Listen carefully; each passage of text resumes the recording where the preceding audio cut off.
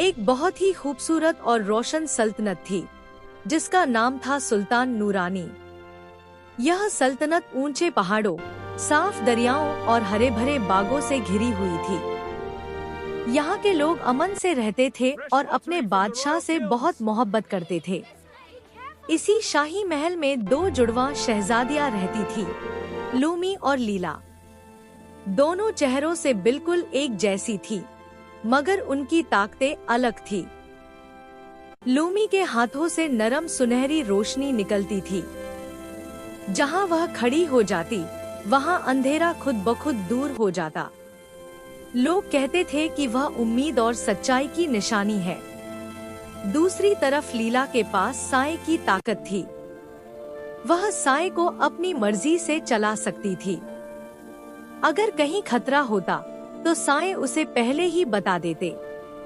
वह खामोश थी, मगर बहुत समझदार और बहादुर। जब दोनों बहनें साथ खड़ी होती तो रोशनी और साया मिलकर एक अजीब सा खूबसूरत नूर बना देते। पूरा महल चमक उठता। लेकिन उसी सल्तनत के एक पुराने बुर्ज में एक काली सोच वाली जादूगरनी रहती थी। वह बरसों से मौका ढूंढ रही थी। उसे मालूम था, अगर वह इन दोनों की ताकत पाले तो पूरी सल्तनत पर उसका राज हो सकता है। और एक रात उसने हमला करने का फैसला कर लिया। जैसे ही अंधेरी ताकत ने सल्तनत को घेरना शुरू किया, आसमान पर काले बादल छा गए, हवा तेज हो गई और महल की रोशनियां धीमी पड़ने लगी। लोगों के दिलों में डर बैठ गया। उसी वक्त बादलों में एक साया उभरा। वो जादूगरनी थी। उसकी आंखें लाल चमक रही थी और उसकी आवाज गूंजी, ये सल्तनत अब महफूज नहीं रहेगी। अंधेरा ही राज करेगा। लोग कांपने लगे, लेकिन शहजादी लूमी ने हिम्मत नहीं हारी। उसने अपने हाथ उठाए और सुनहरी रोशनी फैलने लगी, जो महल के चारों तरफ हिफाजती घेरा बन गई। शहजादी लीला ने अपने सायों की ताकत से उस घेरे को और मजबूत कर दिया। लेकिन जादूगरनी ने जोरदार वार किया और ढाल में दरारें पड़ने लगी। तब दोनों शहजादियों को समझ आया कि अब सिर्फ बचना काफी नहीं, उन्हें मुकाबला करना होगा।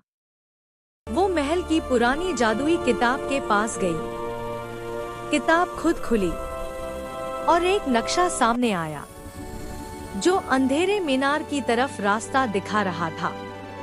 लूमी ने कहा, हमें जाना होगा। लीला ने जवाब दिया, हाँ, अब वक्त आ गया है। सुबह हुई। दोनों शहजादियां महल से निकल पड़ी। उनके पीछे पूरी सल्तनत की दुआएं थी। लेकिन आगे एक खतरनाक सफर था। जैसे ही वो घने जंगल में पहुंची, अचानक हवा ठंडी हो गई।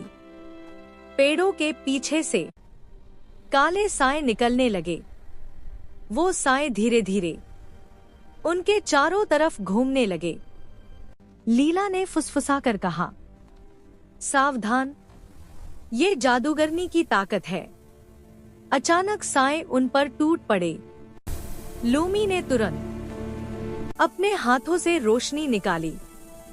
सुनहरी किरणें अंधेरे से टकराईं और कई साए खत्म हो गए। लेकिन कुछ और साए जमीन से निकलकर उनके पैरों को पकड़ने लगे। लीला ने अपनी ताकत इस्तेमाल की। उसके साए जिंदा होकर उठे और दुश्मन सायों से भिड़ गए। कुछ ही पल में जंगल रोशनी और अंधेरे की लड़ाई से भर गया। आखिरकार दोनों ने मिलकर सभी सायों को हरा दिया। लेकिन सफर अभी खत्म नहीं हुआ था। आगे रास्ते में कांटों वाली झाड़ियां अपने आप बढ़ने लगी, जैसे उन्हें रोकना चाहती हो। लूमी ने नरम रोशनी से झाड़ियों को शांत किया और रास्ता खुल गया।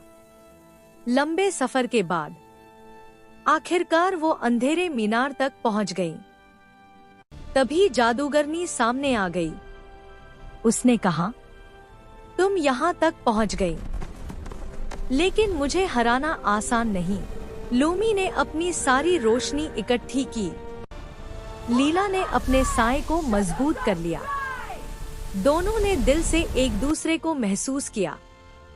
धीरे धीरे रोशनी और साया एक दूसरे की तरफ बढ़े।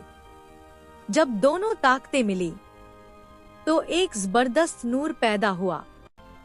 वह नूर इतना ताकतवर था कि आसमान का काला बादल टूटने लगा। जादूगरनी ने मुकाबला करने की कोशिश की, मगर उसकी ताकत कम पड़ गई। रोशनी और साए के इत्तिहाद ने उसके अंधेरे को खत्म कर दिया। जादूगरनी चीखती हुई गायब हो गई। आसमान साफ हो गया। चांदनी फिर से फैल गई। महल के दरवाजे खुल गए। सुल्तान नूरानी के लोग खुशी से झूम उठे। लूमी और लीला एक दूसरे के पास आईं और गले लग गईं। उन्होंने समझ लिया था, असली ताकत अलग अलग होने में नहीं, बल्कि साथ रहने में है। उस दिन के बाद सल्तनत पहले से भी ज्यादा रोशन हो गई और लोग हमेशा कहते रहे, जब रोशनी और साया साथ हों तो कोई अंधेरा टिक नहीं सकता।